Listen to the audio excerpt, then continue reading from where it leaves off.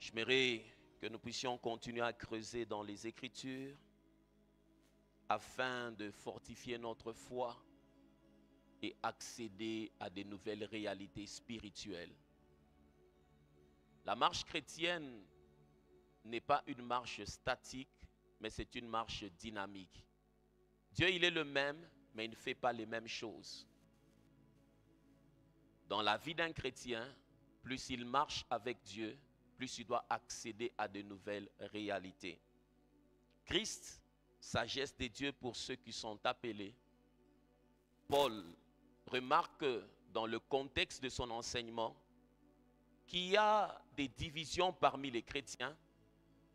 Avant de présenter Christ comme la sagesse, il fustige d'abord le comportement insensé des chrétiens qui, vivant dans le désordre, vivant dans le dispute, mais espérant quand même voir la main de Dieu, c'est un mensonge monté de toutes pièces. Et hier, j'ai commencé à répondre sur pourquoi les divisions. C'est lorsque les leaders ne travaillent pas selon le destin de Dieu, ne militent pas pour qu'il puisse y avoir une famille et faire des militants. Quand les gens travaillent pour leur propre cause dans une communauté, c'est là où il se naît des partis charnels. La Bible dit, tel dit que nous sommes de Apollos, tel dit que nous sommes de celui-ci. Les gens ne s'identifient pas par rapport à Dieu lorsque les ambitions des leaders sont charnelles. Ils tournent vers leurs intérêts. Simplement parce qu'on a perdu de vue le destin divin, on a perdu la notion de la famille et on a perdu le sens du militantisme. Savez-vous qu'il y a une différence entre un activiste et un politicien? Vous savez ça? Il y a une grande différence entre un activiste et un politicien. J'y reviendrai demain. Et dans la marche de beaucoup de chrétiens, on a juste des gens par moment qui remplissent le temple. Si tu poses la question à ton voisin, as-tu amené quelqu'un aujourd'hui à l'église? Est-ce que tu as senti ce fardeau d'amener quelqu'un? Il te dira non. Et dis-lui, tu chauffes inutilement les chaises à l'église. Parce que dans la pensée de Dieu, on n'est pas sauvé pour venir seulement participer au culte. On est sauvé pour que d'autres personnes soient sauvées. Lorsque ton salut n'aide personne à avancer vers Christ, tu es inutile. Tu me suis sur les médias, tu es dans cette salle. Si tu ne peux pas témoigner des gens que tu as amenés à l'église, dans l'église dans laquelle tu prétends être béni, tu n'en as pas. Donc, dans cette église-là, pour Dieu, tu es inutile. Parce que la Bible dit, allez, faites de toutes les nations des disciples. Ce n'est pas une négociation, mais c'est à l'impératif. Le chrétien inutilement sauvé est celui dont le salut ne contribue pas à sauver d'autres personnes. Voisin, ton salut est-il utile pour Dieu aujourd'hui ou il est inutile?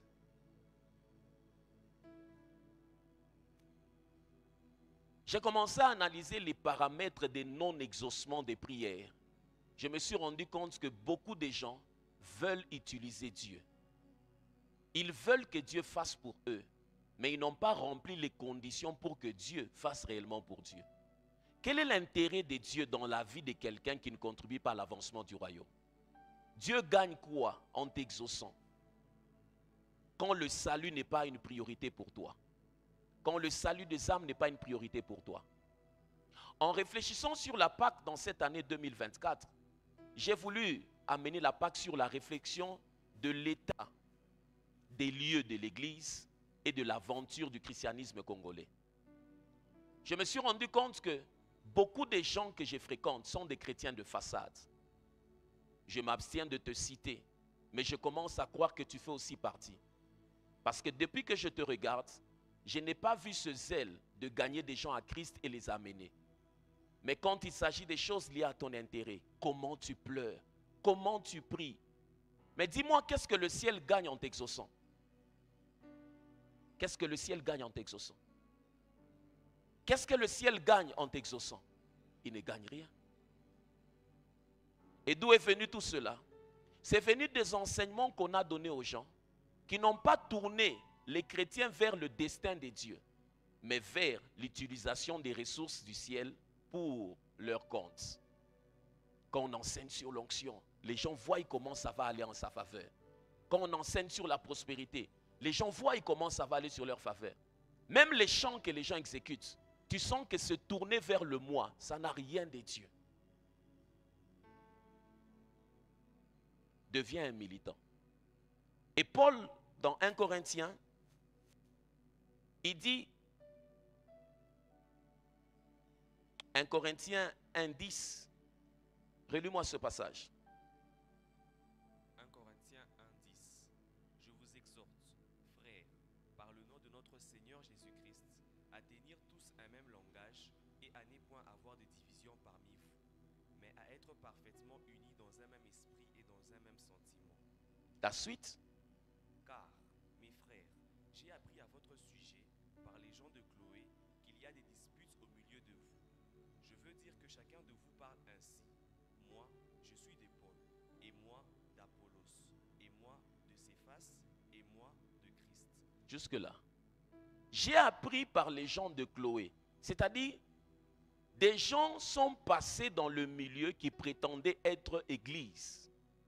Ils se sont rendus compte que ce n'est pas l'église. Papa Paul, en tout cas, mais nous nous sommes rendus compte qu'il n'y a rien de l'église. Ces gens vivent dans des disputes. On a appris qu'il y a des gens, qu'il y a des groupes. Tel se dit qu'ils sont de tel, tel se dit qu'ils sont de tel. Si ces gens ont rapporté à Paul des faits pareils, c'est-à-dire que leur mode de vie reflétait cette réalité au point où on ne pouvait pas l'ignorer. Ils se sont rendus compte que non, tu nous avais dit que c'est l'église, ce n'est pas l'église. Ce sont des groupuscules. Qu'est-ce que les gens disent de ton christianisme après t'avoir visité? Qu'est-ce que les gens disent de votre christianisme? Vous chantez Jésus ressuscité, mort et ressuscité. Mais qu'est-ce que les gens disent de comment vous vivez par rapport aux acquis de ce Christ ressuscité? Peux-tu prendre la décision ce soir d'être réellement sauvé et de contribuer à l'avancement du royaume comme un militant et de cesser de chauffer les bancs inutilement de l'église et de regarder les lives? Il y a des gens, il est sur YouTube, il a regardé tel prédicateur, il est sur YouTube, il a regardé tel prédicateur, lui-même il dit c'était fort, et puis il rentre là-bas, il rentre, et au finish, qu'est-ce que Dieu gagne? Qu'est-ce que Dieu gagne? Voisin, à quand remonte la dernière fois où tu as parlé à quelqu'un de Jésus et il a donné sa vie à Jésus? Et toi et le voisin, vous ne savez pas poser la question parce que votre salut est inutile. Mais vous êtes toujours là.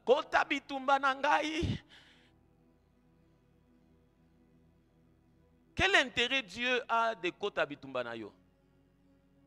Quel intérêt Dieu a? Yeswe, bibonanga, ekotoboka mukolo nini, minjo mirikupai. Yene on agulize. L'aventure des chrétiens. Soyez des militants. Des gens pour lesquels quand le ciel... Il y a des histoires quand je lisais les livres de réveil. Un homme qui a marqué l'histoire des réveils comme Charles Finney. Il tenait des campagnes d'évangélisation impossibles. Une onction impossible. Au point où Charles Finney, quand il traversait des villes, on ne sait pas qu'il est dans le train. Mais le train arrive au niveau des champs. Les agriculteurs sont en train de faire leur travail. Mais l'atmosphère qu'il transportait fait que les gens qui sont au champ sont baptisés de l'esprit. Une fois, il est allé dans une usine visiter. Quand il ouvre la porte, il entre. Le travail s'est arrêté parce que les gens commençaient à pleurer. Mais Charles Finney a arrêté de faire les croisades lorsque son intercesseur du nom de Daniel Nash était décédé. Il a dit au Tout-Puissant, je ne crois pas que je trouverai quelqu'un de l'apport de Daniel Nash dans mon intercession pour que je continue à me tenir devant des foules et exercer mon œuvre d'évangélisation. Et il est resté pasteur résident. Dis-moi, Quelle est la personne qui peut témoigner de l'apport de ton christianisme dans un ministère? Quelle est cette personne sur la terre qui peut dire, cette sœur, ce frère, son apport est estimé jusqu'à ce niveau? En dehors du colportage et des problèmes que tu as créés, quel autre apport tu as? Quel autre apport tu as? Et c'est le rapport que Paul a eu. Il comptait sur des leaders, mais c'était des gens qui étaient en train de bâtir leur propre royaume. Il comptait sur l'avancement de l'œuvre, mais c'était des gens qui étaient charnelo-démoniaques. L'impact de l'Église est faible quand elle n'a pas défini son destin, virgule, son mode de vie comme famille, virgule, sa stratégie d'influence comme militant. L'impact de l'Église est faible quand elle n'a pas défini son destin, virgule, son mode de vie comme famille, virgule, sa stratégie d'influence comme militant. C'est le triangle d'impact d'une église. Elle doit comprendre que notre destin, nous sommes là pour Dieu. Notre mode de vie, nous sommes une famille. Notre système d'influence, nous sommes des militants. Quand ce n'est pas encore entré dans la tête d'un chrétien, lorsqu'il entre dans une église, il se bat pour avoir un poste et non pour que l'œuvre avance. Il cherche un positionnement. Il cherche un positionnement. Quand tu sens que quelqu'un sent qu'il est urgemment pressé de servir Dieu, il faut lui dire que c'est un mensonge. Il n'y a jamais eu d'urgence à servir Dieu. Ça ne va jamais exister.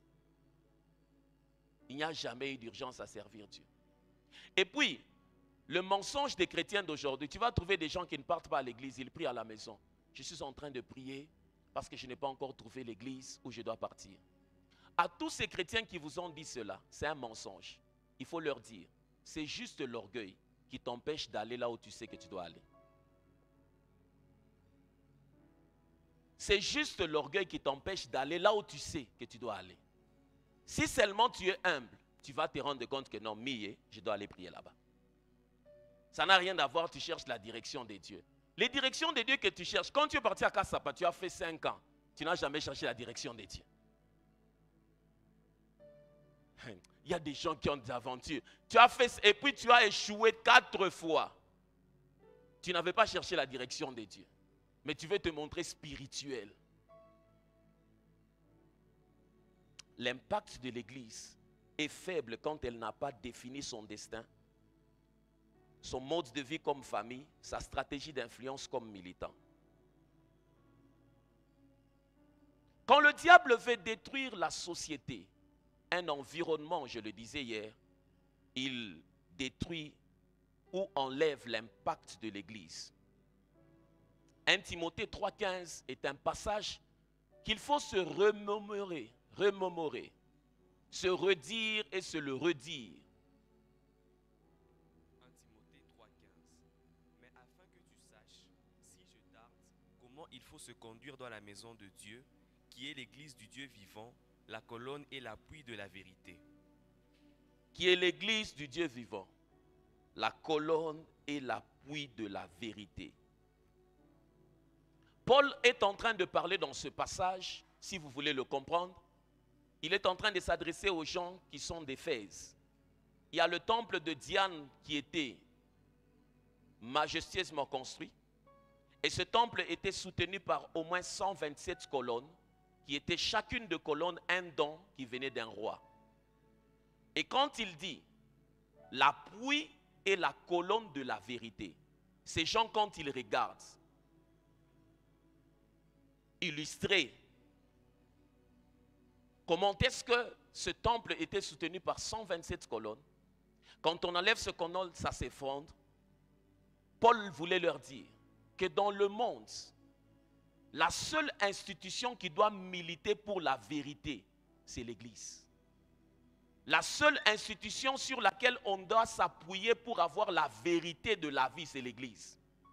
En d'autres termes, quand quelqu'un sent qu'il y a un mensonge dans sa vie, il y a quelque chose qui ne va pas dans sa vie financière, dans sa santé, dans sa destinée, dans ses études. Quand quelqu'un vit dans la confusion et qu'il a besoin de la vérité, il doit courir vers l'église. L'église est l'adresse de la vérité. L'église est l'adresse des réponses de tous ceux qui vivent dans un mensonge. Celui qui vit dans un mensonge imposé par le monde des ténèbres, qui a besoin de la vérité, doit courir vers l'église. Et le diable aujourd'hui a travaillé de manière à discréditer l'église dans plusieurs milieux, parce qu'il sait que s'il éteint la vérité, il maîtrise la destinée. Quand il éteint la vérité, il maîtrise la destinée. Lorsque la vérité n'est plus, les gens se perdent.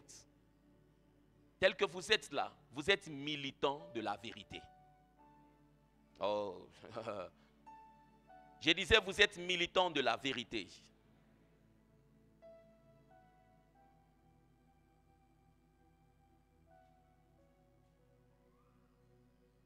Jacques chapitre 4, le verset 12, renchérit sur la compréhension de disputes, de ce qui est charnel et qui cause de problèmes. Jacques 4, 12. Un seul est législateur et juge. C'est celui qui peut sauver et perdre. Mais toi, qui es-tu? Jacques 4, le verset 1. D'où viennent les luttes et d'où viennent les querelles parmi vous? N'est-ce pas de vos passions qui combattent dans vos membres? 2. Vous convoitez et vous ne possédez pas. Vous êtes meurtrier et envieux et vous ne pouvez pas obtenir. Vous avez des querelles et des luttes et vous ne possédez pas parce que vous ne demandez pas. Prends-moi ça dans Parole de vie.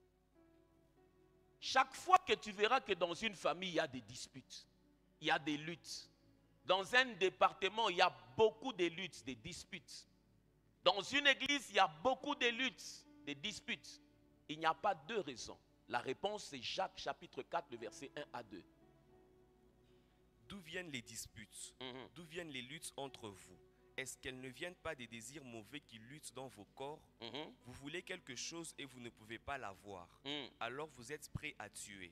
Vous êtes jaloux et vous ne pouvez pas obtenir ce que vous désirez. Voilà. Alors vous luttez et vous vous battez.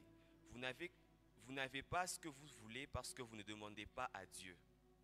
Vous n'avez pas ce que vous voulez parce que vous ne demandez pas à Dieu, mais vous avez établi votre propre méthode pour avoir cela. Vos luttes dans vos familles. On a laissé la parcelle pour tout le monde. Toi, tu veux prendre tout parce que tu es égoïste. On a dit que cet argent que vous puissiez vous distribuer, toi, tu prends tout. Ce sont tes désirs charnels. Jamais l'amour sera la base d'une dispute. Jamais. La Bible n'a jamais identifié amour et dispute. Mais la Bible a identifié amour et paix.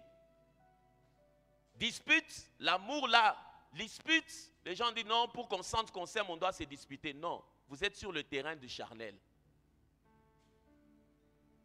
Selon la Bible, l'amour n'a rien à voir avec le dispute. L'amour a tout à voir avec la cohabitation de paix.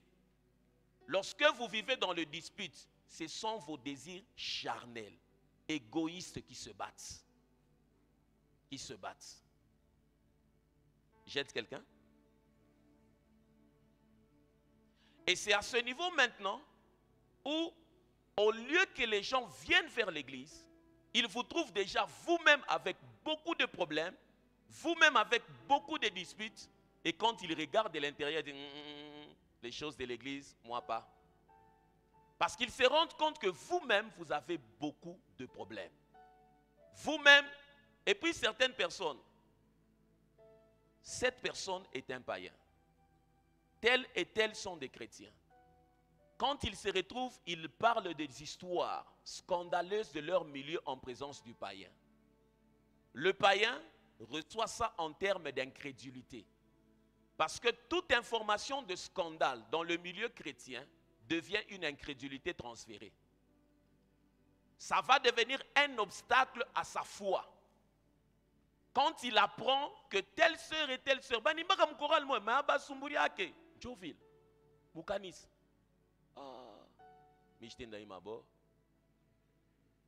Parce qu'il se rend compte que vous êtes en train de faire de l'aventure. Dans sa tête, le païen sait qu'à l'église, les gens doivent bien causer. Il sait que les païens, nous, on peut avoir des disputes, mais pas eux. Mais pas eux. Le christianisme de façade. Voisin, sois un militant. Qui vit dans la vérité, qui marche dans la vérité et qui défend la vérité. Tu peux dire ça à quelqu'un. Tu as mal à dire ça parce que tu vis dans l'hypocrisie alors.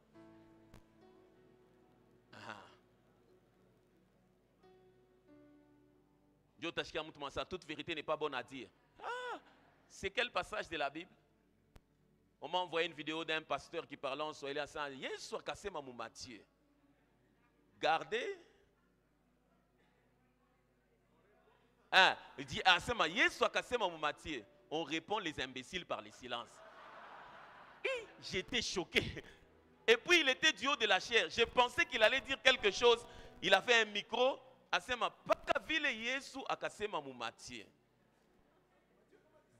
Mais Mathieu, comment il sent qu'il vit?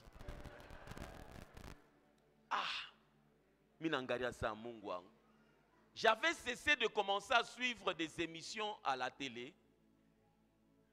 Sur la RTNC, il y avait beaucoup de pasteurs qui passaient. Mais chaque fois que je suivais, je me sentais choqué. Bwana Mungu ape sifa. Mina musifu Mungu anipatia bibi mweupe.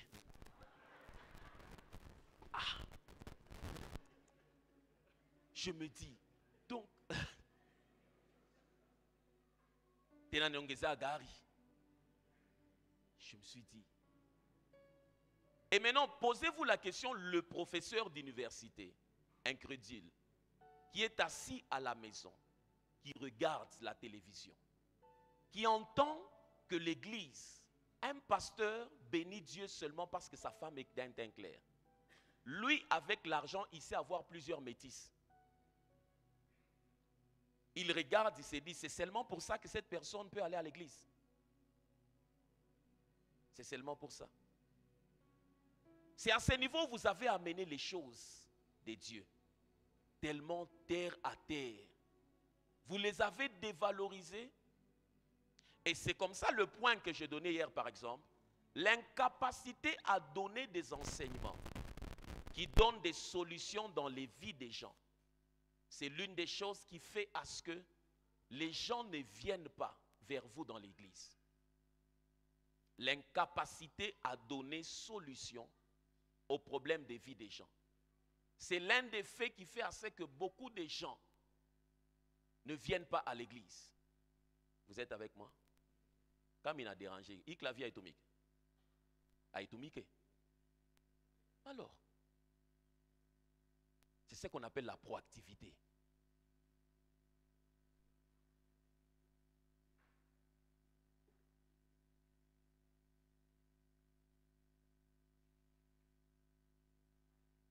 L'incapacité à donner des solutions aux problèmes de la vie. L'incapacité à donner des solutions. Vous êtes avec moi? Il faut comprendre. J'ai dit à quelqu'un, 3/4 des jeunes gens dans votre milieu, sur la ville, souffrent de problèmes de santé mentale. Face à la pression, ils se perdent. Et j'ai expérimenté ça plusieurs fois en échangeant avec eux. Et la santé mentale doit être à jour dans la vie de beaucoup de gens. Par moments, je fais sciemment de dire à quelqu'un quelque chose pour voir s'il va transmettre fidèlement l'information. Chaque fois qu'il y a altercation dans la transmission de l'information de ta part, c'est-à-dire qu'il y a un problème de rejet de certaines vérités par rapport à cette information. C'est l'un des exercices qu'on donne aux gens qui sont formés dans les services secrets. Ils disent la même chose même quand il est soumis à hauteur d'interview. Il va dire la même chose. Il est au contrôle de ce qui se passe en lui. Vous êtes avec moi? Mais toi, quand tu parles ici, Natambouk, et puis là-bas, et puis à un certain moment, on te fait créer le doute dans ta vérité. Au fait, je voulais dire, mais je pense que ce n'était pas comme ça.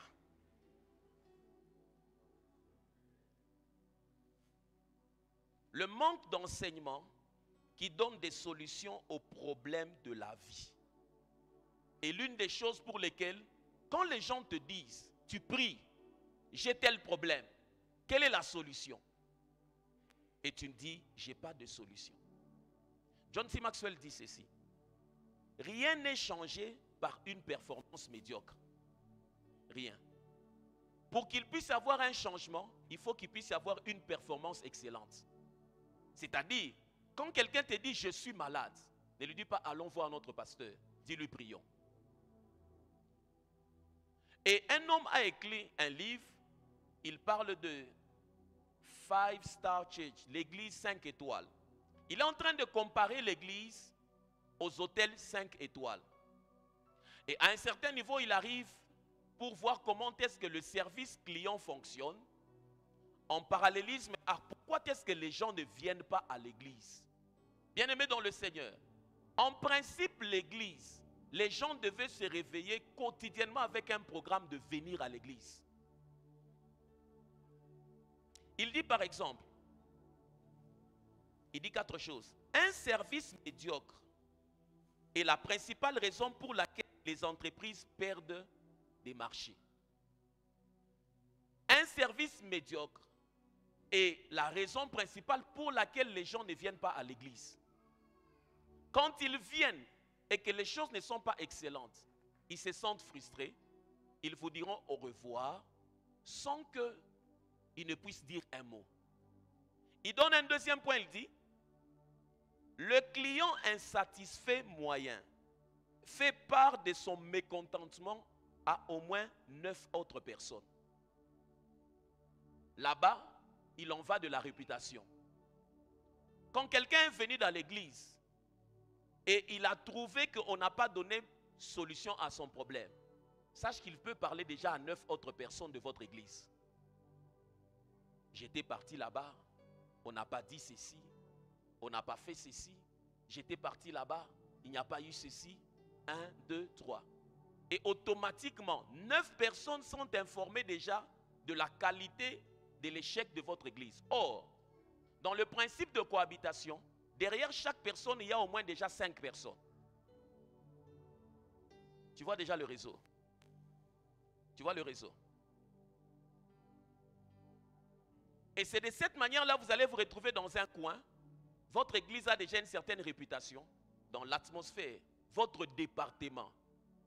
Et c'est l'une des choses qui fait à ce que beaucoup de femmes, dans l'espace des églises, ne percent pas parce que la réputation des départements des mamans doivent être corrigée.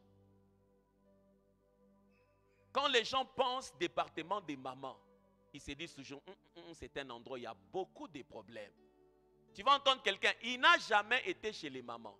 Elle n'a jamais fréquenté le département des mamans. Mais déjà quand tu dis département des mamans, tu lui poses la question, tu as fait un problème là-bas? Non. Tu as déjà fréquenté? Non.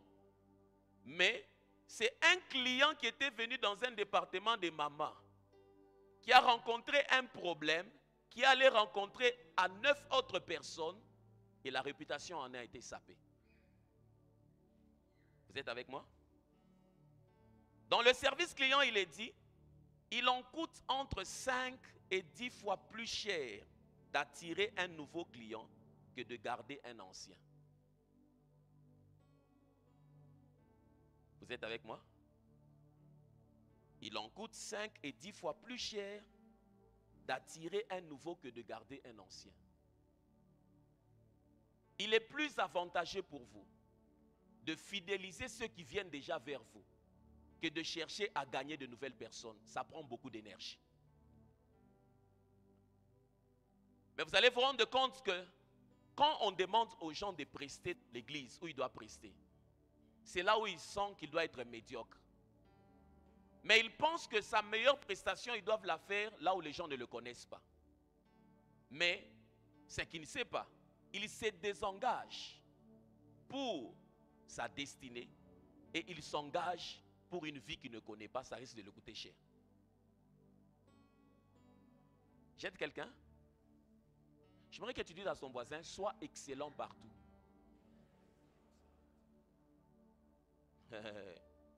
C'est ainsi que quand le diable veut détruire une société, Quand le diable veut détruire une ville, il réduit l'impact de l'église. Maintenant, d'où vient le fait que les chrétiens ont du mal à matérialiser les choses spirituelles dans le physique? Ils ont une Bible qui est vraie, qui parle de guérison, qui parle de prospérité, qui parle de délivrance. Mais qu'est-ce qui fait que la majeure partie des chrétiens ont du mal à faire à ce que les réalités spirituelles deviennent matérielles? La raison, c'est laquelle?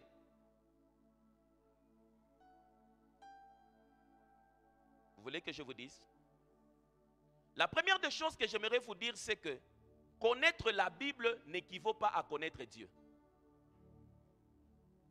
Quelqu'un peut réciter des passages de la Bible du début à la fin, mais ça ne signifie pas qu'il connaît Dieu. Il connaît la lettre, mais il n'a pas accès à l'esprit. Connaître la Bible n'équivaut pas à connaître Dieu. Voisin, tu peux connaître la Bible, mais tu ignores qui est Dieu. Je vous donne un exemple frappant. Nous sommes en Matthieu chapitre 2. Matthieu chapitre 2, à partir du premier verset jusqu'au 4e verset. Suivez bien la lecture. Jésus étant né à Bethléem en Judée, au temps du roi Hérode, voici des mages d'Orient arrivèrent à Jérusalem et dirent: Où est le roi des Juifs qui vient de naître? Car nous avons vu son étoile en Orient et nous sommes venus pour l'adorer. Le roi Hérode, ayant appris cela, fut troublé et tout Jérusalem avec lui. Il assembla tous les principaux sacrificateurs et les scribes du peuple, et il s'informa auprès d'eux où devait naître le Christ. Yes. La suite. Ils lui dirent: à Bethléem en Judée, car voici ce qui a été écrit par le prophète. Et toi, Bethléem, terre de Juda, tu n'es certes pas la moindre entre les principales villes de Juda, car de toi sortira un chef qui paîtra Israël, mon peuple. Verset combien? 6. La Bible dit, des mages apparaissent. Vous êtes avec moi? Salut d'abord le Saint-Esprit. Des mages apparaissent. Ils viennent dans la ville. La Bible n'a jamais dit que c'était des rois. Ce sont nos cousins, si c'est nos voisins qui avaient ajouté les rois mages. Mais la Bible n'a jamais dit que c'était des rois. Mais au moins nous savons que ce sont des savants, ce sont des magiciens. Et ils disent, nous avons appris que le roi des Juifs doit naître. Le roi sur le trône, Hérode, est choqué. Il a peur de la naissance d'un bébé. Et puis, il cherche à savoir où est-ce que cette chose va se passer. Les scribes se réunissent. Ils consultent le livre. Ils disent qu'on a dit, selon les écrits, c'est à Bethléem. Mais chose grave, quand les mages partent à Bethléem pour le roi qui doit naître, les scribes restent, personne ne les suit. Or, c'est la personne que tous étaient en train d'attendre. C'est la personne que tous cherchaient. Ils connaissaient ce que la Bible dit, mais ils n'ont pas accédé à cette vérité. En principe, après avoir su que Jésus devait naître à Bethléem, vous partez où à Bethléem? Pour le roi, allons. Mais tous sont restés assis au même endroit. Pour dire, quelqu'un peut connaître Jean 3,16, mais ne pas connaître le salut. Quelqu'un peut connaître un passage de la Bible, il récite. Mais il n'a rien à voir avec tout l'esprit derrière ce passage. Jésus parle dans Matthieu 22, le verset 25 à 29, pour faire comprendre davantage. Tu vas trouver des gens qui récitent des passages de la Bible, ils crient. Comme c'est la semaine pascale, quand tu regardes tous les affiches, Pâques, Jésus ressuscité, Jésus mort, ils chantent la Pâque. Mais si tu lui poses la question, connais-tu le ressuscité? Peux-tu nous parler de celui qui est ressuscité? C'est là où se pose un problème dans la vie de beaucoup de chrétiens. Matthieu 22, 25. Or, il y avait parmi nous 7 frères. Le premier se maria et mourut. Prends juste 28 à 29. À la résurrection, duquel des 7 sera-t-elle donc la femme? Car tous l'ont eue. Jésus leur répondit: vous êtes dans l'erreur, parce que vous ne comprenez ni les Écritures, ni la puissance de Dieu. C'est ça la faiblesse de beaucoup de chrétiens. Ils ne comprennent ni les Écritures, ni la puissance de Dieu. Une vie chrétienne puissante, c'est celle qui marche sur le terrain de la compréhension des Écritures et la connaissance de la puissance de Dieu. Dans la vie d'un chrétien, quand il n'y a pas connaissance des Écritures, compréhension des Écritures et connaissance de la puissance de Dieu, c'est un christianisme mort. Le christianisme militant est celui qui se met sur le terrain de la compréhension des Écritures et la connaissance de la puissance de Dieu. C'est là-bas où se trouve l'incapacité dans la vie de beaucoup de chrétiens. Si je fais passer le micro ici, nous sommes au mois de mars, et je pose la question, combien de solutions avez-vous donné aux gens autour de vous en tant que chrétien? Tu as appliqué quelle réalité? Tu vas expliquer le problème et puis tu dis non, faisons ceci, faisons cela. Et puis ça a marché. Tu te rends compte que tu as un christianisme non militant, que personne ne peut désirer te chercher. Et puis quand des gens ont des résultats, tu es toujours parce que simplement toi tu n'as pas de résultats, tu es aigri par le fait qu'ils ont des résultats. Tu sais que tes rémunérations sont en fonction des résultats que tu donnes. Je regarde par moments certains, les jeunes gens, quand ils prophétisent. Bonjour Jadot. Il était parti encore en Côte d'Ivoire. Les gens, quand ils prophétisent, les jeunes gens, tu vas les entendre, ils prophétisent. Bizarrement, je vois comme ceci, comme ceci. Mais après là, nous aussi bizarrement, nous nous rendons compte que malgré tout ce qu'il fait comme activité là, tu vas les voir, ils sont dans beaucoup de choses. Tu sais qu'il est différent de prophétiser dans la cour du roi et de prophétiser chez un fermier. Chez le fermier, il peut te donner des patates. Hein. Chez le roi, il peut te donner 10 kilos d'or. Donc il y a certaines personnes qui abîment leurs ressources sur des podiums inutiles. Ils se battent, son énergie, il libère ça inutilement. Parce que lui-même se crée des saisons avant que Dieu prévoie son apparition. Lisez le nombre d'apparitions de Daniel dans la Bible et l'impact que ça a eu. Il n'est pas sorti pour dire à quelqu'un, bizarrement, je vois ton père, je vois ta mère. Quand il est sorti, les grands problèmes de la nation, il a donné solution comme ça, paf, l'histoire de sa vie a changé. Et puis, pas seulement l'histoire de sa vie, et ses amis, ça a bougé. Aïe, aïe, aïe, aïe, aïe. L'incapacité à faire à ce que les réalités spirituelles deviennent matérielles dans la vie de beaucoup est liée à deux facteurs d'abord. La première des choses dont il faut être conscient, c'est que Romains 1, le verset 20 dit. Je veux que quelqu'un sorte dans ces cultes en train de réfléchir. Est-ce que mon christianisme, il est militant? J'ai rempli la terre inutilement. Je suis sauvé inutilement. Ou Dieu au ciel peut aussi compter sur moi. Romains 1, 20. En effet, les perfections invisibles de Dieu, sa puissance éternelle et sa divinité se voient comme à l'œil. Depuis la création du monde, quand on les considère dans ses ouvrages, ils sont donc inexcusables. À ce passage, associé Colossiens 1, le verset 16.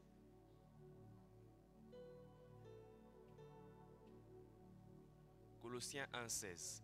Car en lui ont été créées toutes les choses qui sont dans les cieux et sur la terre, les visibles et les invisibles, trône, dignité, domination, autorité, tout a été créé par lui et pour lui. Cite les choses qui ont été créées. Trône. 1. Dis avec moi, trône. Dignité. Dignité, dis-le bien. Dignité, domination, autorité. Combien de choses? Dis-le bien. Trône, dignité, domination, autorité. Ce passage est profond.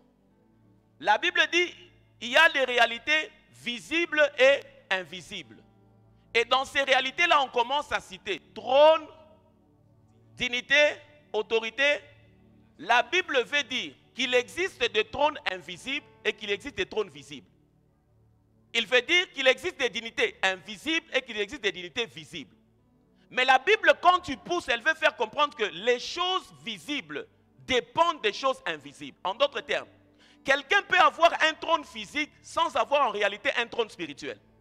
Cette personne sera facilement détrônée.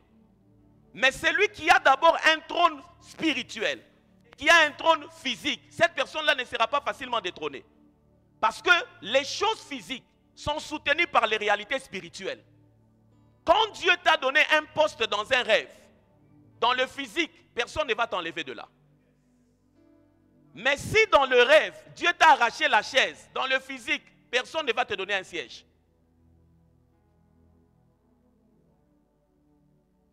L'incapacité à manifester les réalités spirituelles dans le physique vient d'abord du fait que 3/4 des chrétiens ne sont pas conscients que toute chose commence sur le plan spirituel. Ils ne sont pas conscients. Toute chose commence sur le plan spirituel. Toute chose commence sur le plan spirituel. Dis à ton voisin, l'argent, ça commence sur le plan spirituel. La prospérité, ça commence sur le plan spirituel. L'entreprise commence sur le plan spirituel. Il n'y a aucun domaine qui a échappé au spirituel. J'aide quelqu'un? La Bible dit par exemple dans Jean 1, le verset 14. La parole a été faite chair. En d'autres termes, avant qu'on voie la parole chair, elle était d'abord une réalité spirituelle. Alléluia. La parole a été faite chair. Quand les gens ont vu comme ça, ils se sont seulement dit que c'est la chair. Mais non, elle n'a pas commencé par être chair. Elle a d'abord commencé par être parole. Tu as besoin d'une entreprise. Tu as besoin d'argent. Tu as besoin de te marier. Tu as besoin de percer dans la vie. Il faudrait d'abord que cette réalité soit d'abord saisie spirituellement avant qu'elle devienne chair. Si elle n'est pas saisie spirituellement, c'est pour ça que Jésus est ressuscité. Jésus est ressuscité, c'est pour faire la transition entre le spirituel et le physique. Parce que le portail qui fait à ce que l'humanité s'arrête, c'est la mort. Mais maintenant, pour permettre à ce que ce portail soit revisité et avoir des résultats, il fallait que quelqu'un aille de l'autre côté et nous laisse le passage ouvert. Désormais, les réalités de l'invisible ne peuvent pas avoir de l'impact sur nous. C'est ainsi que la Bible dit, ce qui est né de la chair est chair, ce qui est né de l'esprit est esprit. Depuis le jour où il a traversé la mort, il est rentré, les choses invisibles ont la capacité de travailler en notre faveur. Avant, quand on regardait le monde invisible, on ne voyait pas ce qui se passait de l'autre côté. Mais maintenant, il a encore fait quelque chose d'avantageux. Il ne nous a pas laissés seuls. Il nous a laissés avec quelqu'un qui travaille pour nous, mais qui est du côté invisible. Cette personne s'appelle le Saint-Esprit. Quand il y a des choses qui nous dépassent, il a la capacité de nous dire, de ce côté, ce que vous ne voyez pas, en principe, c'est comme ceci. Aïe, aïe, aïe, aïe, aïe. Et quand un chrétien échoue la vie, les anges s'étonnent, le Saint-Esprit s'étonne. Il se dit, en principe, tu ne peux pas échouer. Parce que du côté du monde invisible, où il y a la maternité de destinée, il y a quelqu'un qui travaille pour toi. Comme il travaille pour toi, avez-vous déjà vu un match dans lequel l'arbitre soutient une équipe? Comment ça se passe? Tu as déjà vu comment ça se passe? Le public crie, touche, lui dit, jouez. Les gens se fâchent, lui dit, penalty. Il travaille méticuleusement à faire remporter son équipe. C'est la même manière. La Bible dit, je ne vous laisserai pas seul. Je vous enverrai un, dans le terme grec, on parle de autotos. C'est-à-dire quelqu'un qui est de la même nature que moi, qui agirait comme moi si j'étais là. Ça m'étonne que tu échoues la vie. Hébreux 11, le verset 3 dit une chose. Je suis en train de répondre à la question, pasteur, comment les réalités spirituelles ne deviennent pas matérielles dans la vie des chrétiens? Leur niveau de conscience du monde spirituel est faible. Il est faible. Hébreux 11, 3. C'est par la foi que nous reconnaissons que le monde a été formé par la parole de Dieu, en sorte que ce qu'on voit n'a pas été fait des choses visibles. Ce qu'on voit n'a pas été fait des choses. La manne que tu vois, maison d'adoration, n'a pas été fait des choses. Si tu dois engendrer une réalité dans ta vie, il faudrait d'abord que tu sois conscient que ça doit commencer sur le plan spirituel. Certaines personnes ne mangent pas certaines choses parce qu'ils sont conscients que ça les soutient sur le plan spirituel. Et cette ignorance engendre deux obstacles. Premièrement, Pourquoi les chrétiens n'arrivent pas à matérialiser les choses?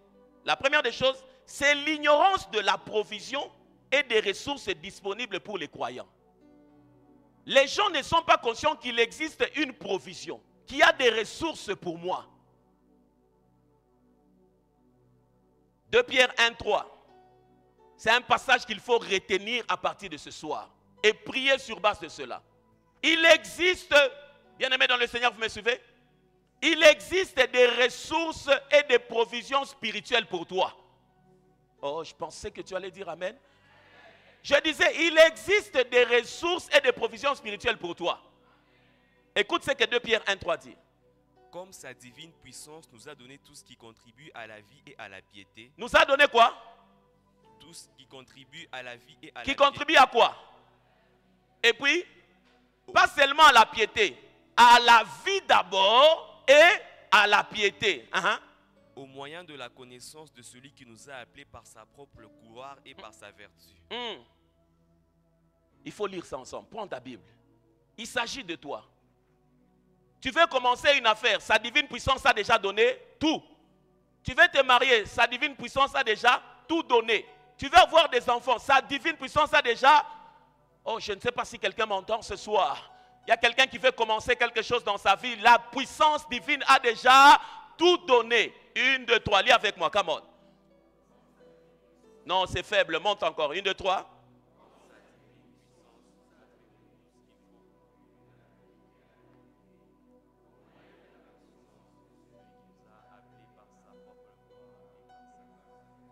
Non, en principe, je veux dire comme sa divine puissance m'a donné. 1, 2, 3.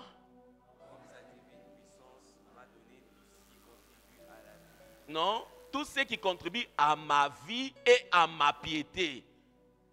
En Zulu, en Zulu. 1, 2, 3. Comme sa divine puissance m'a donné tout ce qui contribue à ma vie et à ma piété, au moyen de la connaissance de celui qui m'a appelé par sa propre gloire et par sa vertu.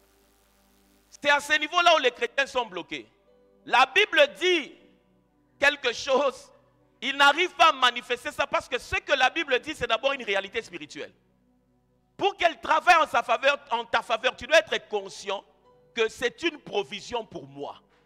Il existe une provision. Je vais me marier, il y a une provision. La divine puissance a prévu déjà la dot, la salle, les habits, il y a la puissance. Je vais étudier, je regarde comme ça, je vais monter G1, G2, G3. Il y a déjà la divine puissance qui a prévu le système surnaturel de paiement des minervales, des syllabus, ça a déjà prévu. Mais quand tu n'es pas conscient de ça, c'est là où tu te sens bloqué avec un christianisme slogan. Tu dis des choses que tu ne vis pas. Mais quand tu es conscient, Éphésiens 1, le verset 3, ajoute une chose. Le matin, quand tu te réveilles, c'est parmi les choses que tu dois dire. Seigneur, merci, ta divine puissance a déjà prévu tout ce qu'il faut pour que j'ai reçu cette journée. Dans le domaine de Dieu, il existe non pas seulement les anges, mais il y a aussi les ressources humaines. Il y a des gens que Dieu a déjà prévus pour te soutenir. Il y a des partenaires que Dieu a déjà prévus. La Bible dit de loin, il amène un homme pour accomplir ses desseins. Je prie alors, Seigneur, que l'homme et la femme qui est lié à ta destinée, qui est comme la provision, s'il doit rêver de toi, qu'il rêve. S'il doit avoir seulement les 4 premiers chiffres de ton numéro de téléphone, que Dieu le fasse. Oh Seigneur. Il y a quand les gens prient en langue, je ne sais pas, ils pensent en quoi. Quand tu pries en langue, tu lis d'abord ce verset. Et puis tu commences à prier en langue. C'est-à-dire que tu es en train de dire, Mungu, de manière à ce que cette parole devienne une réalité dans ma vie. Si je prie en français, mon cerveau ne va pas arriver à la hauteur de ça. Parce que c'est une réalité spirituelle. Mais il faut que mon parler en langue soulève la réalité de ma vie à ça. Et quand tu es en train de prier là, le fardeau est en train de partir. Quand tu dis Amen, ton téléphone sonne. Ton téléphone sonne parce que Les huissiers célestes qui s'appellent les anges, pendant que tu priais, ont pris les dossiers. Ils sont partis au ministère du portefeuille céleste, on a débloqué l'argent. Ils sont partis au ministère de la défense et on a dit, par rapport à l'accomplissement de ça, il faut 4 anges. Qui viennent? Ils sont partis, ils ont sécurisé la chose. La Bible dit, au son de la parole, les anges accomplissent la chose. Mais ce soir, il y aura un miracle pour toi. Si vous n'avez plus de témoignage de la puissance surnaturelle de Dieu, la résurrection n'a pas de place. La chose qui fait assez que la Bible soit soutenue, c'est un miracle. Un homme est allé sous la terre pendant 3 jours, il est ressorti. C'est-à-dire qu'il vous a dit désormais le mode de vie. Il ne faut pas dire que le miracle c'est un coup de pouce. C'est quoi, papa? Le miracle, c'est ce qui soutient la Bible. C'est ce qui soutient la Bible. Lis-moi Ephésiens 1:3. Je suis en train d'atterrir. Je sens l'atmosphère de la prière. Béni soit Dieu, le Père de notre Seigneur Jésus-Christ, qui nous a bénis de toutes sortes de bénédictions spirituelles dans les lieux célestes en Christ. Hey, qui nous a bénis de toutes sortes. Comme on dit à Kinshasa, Yako Yita, Yako Tumba, Yako. Donc, il nous a bénis de toutes sortes de bénédictions spirituelles. Pourquoi on est dit spirituel? Pour dire que ça commence d'abord là-bas. Mais ça ne s'arrête pas là-bas. Ce terme-là peut dire, il nous a seulement bénis.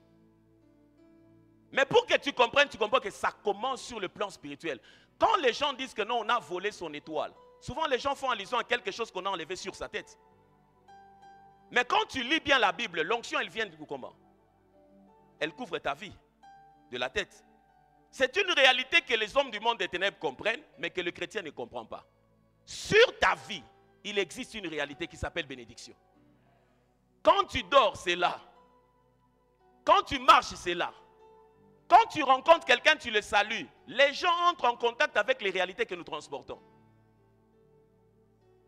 C'est comme ça quand Anne et Elisabeth se sont saluées, la réalité qu'elles transportaient a vibré. Un homme qui est possédé, qui entre en contact avec toi, tu peux te sentir oppressé. Mais quand ton onction est forte, il va se sentir délivré. C'est comme ça la Bible dit, les uns répandent l'odeur de la mort, les autres répandent l'odeur de la vie. Répandre, c'est une action incontrôlée, mais qui revient par abondance. Quand la chose est tellement pleine au-dedans de toi, ça commence à se répandre. Quand tu sais que tel que je suis là, je marche avec les anges. Il y a des gens qui seront bénis et consciemment quand tu veux prier pour eux et inconsciemment. Parce que tu sais que quand j'entre ici, il y a un cortège angélique. Quand je viens d'entrer dans l'auditoire, les magiciens sont paralysés. Quand je viens d'entrer dans ce conseil de ministres, tous les petits démons sont paralysés. Oh my God, oh my God. C'est la première des choses, c'est le premier obstacle. L'ignorance qu'il y a des ressources. Dis à ton voisin, il existe des ressources et des provisions surnaturelles pour ta vie dans le ciel. Celui de gauche, dis-lui encore ça, que cette parole s'attache à ta vie. Il existe des ressources surnaturelles et des provisions pour ta vie. Celui de derrière, tu lui as dit, ma soeur, il existe des... Oh, notre papa est déjà mort, notre maman est morte. Ce n'est pas un problème. Il existe des ressources pour prendre en charge les veuves, pour prendre en charge les orphelins. Il existe des ressources pour payer les études des chrétiens. Il existe des ressources pour célébrer les fêtes des dons des chrétiens. Il existe des ressources. Je ne sais pas dans quel domaine tu veux aller, mais que ça soit activé ce soir. La deuxième des choses, le deuxième obstacle, c'est que quand on est conscient de ces réalités, mais maintenant, c'est l'ignorance liée au fait des actions à poser pour transformer ces réalités spirituelles en matérielles. C'est l'ignorance. Les gens peuvent connaître, il existe des ressources, je suis béni, tout ça. Mais le deuxième grand obstacle, c'est qu'est-ce que je dois faire pour que ces réalités deviennent physiques?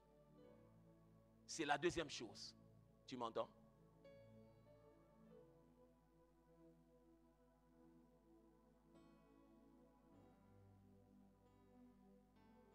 Toutes les ressources du royaume sont spirituelles. Tout ce qui doit quitter du royaume vers ta vie, c'est d'abord... Oh, aide-moi, c'est d'abord... Alors, ces deux obstacles maintenant sont vaincus par des clés. Le temps va me faire défaut pour parler et prier. Mais je vais te donner deux choses. Je suis dans Psaume 82. lorsque je me posais les questions pour voir ceux qui réussissaient, comment ils réussissaient, c'est lorsque j'ai commencé à avoir des réponses. La réussite n'est pas accidentelle. Elle est intentionnelle. Psaume 82. Psaume 82. Dieu se tient dans l'assemblée de Dieu, il juge au milieu des dieux. Jusqu'à quand jugerez-vous avec iniquité et aurez-vous égard à la personne des méchants? Versets 4 à 6. Sauvez les misérables et l'indigent, délivrez-les de la main des méchants. Pourquoi? Ils n'ont ni savoir ni intelligence, ils marchent dans les ténèbres, tous les fondements de la terre sont ébranlés. Tu suis la tournée de ce passage. Reprends, verset 4. Sauvez le misérable. Le frère qui a la Bible, tout ça, mais il est misérable. Délivrez-les de la main des méchants. Non, le misérable est... Et l'indigent. L'indigent, c'est celui qu'on ne sait pas retracer à une généalogie d'identité. Tu sais comment on enterre les indigents? Comme on n'a pas trouvé la famille, on les enterre dans une fosse commune. On ne sait pas l'identifier chez les riches, chez les pauvres, et ou pas qui vit. Ce sont des gens qui sont comme ça, comme on dit en Swahili, Asa souffrier. Il incarne la souffrance. La suite? Délivrez-les de la main des méchants. On dit délivrez-les de la main des méchants parce que sur cette terre, le faible sera toujours manipulé par les méchants. La suite? Ils n'ont ni savoir ni intelligence. Maintenant, on commence à poser la question. Pourquoi? Qu'est-ce qui a fait à ce qu'ils arrivent là-bas? Ils n'ont ni savoir ni intelligence. Ils marchent dans les ténèbres. Tous les fondements de la terre sont ébranlés. J'avais dit, vous êtes des dieux. Vous êtes tous des fils du Très-Haut. Cependant, vous mourrez comme des hommes. Vous tomberez comme un prince quelconque. Si tu suis ce passage dans la manière dont c'est dit, c'est-à-dire que c'est un regret. Mais il sait ma sœur Moukba Mouk. Mais nous, on a changa façon, on a koufa, ça va m'pagne. C'est ce que ça veut dire, n'est-ce pas? Il parle. J'avais dit que vous êtes des dieux. Mais je m'étonne, la manière dont vous mourrez, je n'arrive pas à comprendre. À peine tu commences le ministère, tu meurs. À peine tu commences les affaires, tu perds l'argent. Moi, j'ai dit que vous êtes des dieux. Mais le problème, c'est quoi? Vous n'avez ni savoir, ni intelligence. Quand tu dois activer les choses spirituelles, les deux obstacles de l'ignorance de la provision, l'ignorance de ce qu'il faut faire. La clé qui fait à ce que maintenant tu actives les choses, c'est l'accès à la lumière. Il faudrait que tu sois un chasseur de la connaissance spirituelle. Il faut que tu sois un chasseur de la connaissance spirituelle. Quand on te parle de l'onction, ne reste pas seulement l'onction, ça vient du terme chacha et tout ça. Il faudrait que tu puisses comprendre ce que ça signifie réellement. Ce que ça signifie réellement. L'effort que tu fais pour comprendre une réalité biblique lui donne de l'espace pour s'affermir en toi. L'effort que tu fais pour comprendre une réalité spirituelle crée un espace pour que cette réalité s'affermisse en toi. C'est comme ça. Celui qui a étudié une réalité biblique ne la manifeste pas au même niveau que celui qui a seulement entendu parler de cette réalité. Celui qui a étudié a disposé son esprit comme un récipient pour absorber la substance spirituelle derrière cette réalité au point que ça devienne une conviction dans sa vie. Mais celui qui a seulement entendu peut juste manifester des émotions, mais ça ne s'est pas assis comme une réalité. Mais après avoir suivi une prédication sur la puissance, celui qui rentre, qui ouvre des dictionnaires bibliques, qui ouvre des Strong, il commence à chercher à comprendre. Ces efforts qu'il fait là, c'est comme s'il allait dans la salle de gym. Son esprit sortira avec une nouvelle dimension de la compréhension de la puissance. Hey. Et la deuxième des choses, la deuxième clé, quand tu accèdes à la connaissance, la deuxième clé pour ce soir, il faut développer la conscience et la conviction.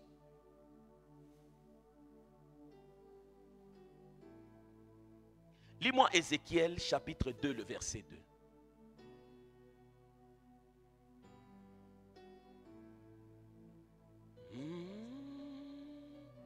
Ézéchiel 2:2. Dès qu'il m'eut adressé ces mots, l'Esprit entra en moi et me fit tenir sur mes pieds, et j'entendis celui qui me parlait. Acclame d'abord pour cette parole.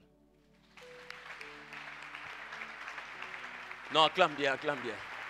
Ah! Écoute maintenant. La Bible dit, dès qu'il m'eut adressé ces mots, dès qu'il m'a adressé ces mots, l'Esprit entra en moi et me fit tenir sur mes pieds. L'Esprit entra en moi et me fit tenir sur ses pieds. Quand on dit que quelqu'un est conscient de quelque chose, c'est-à-dire qu'il peut répondre par rapport à cette réalité. Il peut interagir avec cette réalité. Vous y êtes? Parce qu'il est conscient que cette réalité existe. Mais quand quelqu'un n'est pas conscient d'une réalité, il ne peut pas interagir avec. Lorsque quelqu'un dort profondément et que des gens parlent autour de lui, il est inconscient par rapport à son état de sommeil, mais la réalité qui est autour de lui est vraie. Vous êtes avec moi? Les gens qui sont debout là peuvent être en train même de parler de son projet de mort. Mais lui, dans son sommeil, il n'est pas conscient qu'il y a un complot contre lui. Ou bien, les gens qui sont là sont même en train de parler comment ils veulent le faire voyager. Mais lui n'est pas conscient qu'il y a un projet sur lui. S'il doit intervenir, on doit le réveiller de son sommeil. Et lui dire, on est en train de parler de ceci. Ainsi, il peut interagir au niveau de la conscience de cette réalité. Le ministère angélique existe. La prospérité financière existe. L'onction du Saint-Esprit existe. Ce sont tous des réalités spirituelles. Mais elles ne peuvent pas agir dans ta vie au-delà de ta conscience de ces réalités-là. Les réalités spirituelles dont tu es conscient s'activent et se manifestent et s'attachent dans ta vie. La Bible, elle est pour tout le monde, mais elle n'est pas réelle dans la vie de tout le monde. Elle est réelle en fonction de ton niveau de conscience des réalités spirituelles. Et ce niveau de conscience, c'est ce qu'on appelle la foi. Quand tu invites un pasteur dans votre fête et que tu mets la musique païenne, c'est parce que tu n'es pas conscient des anges qui l'accompagnent.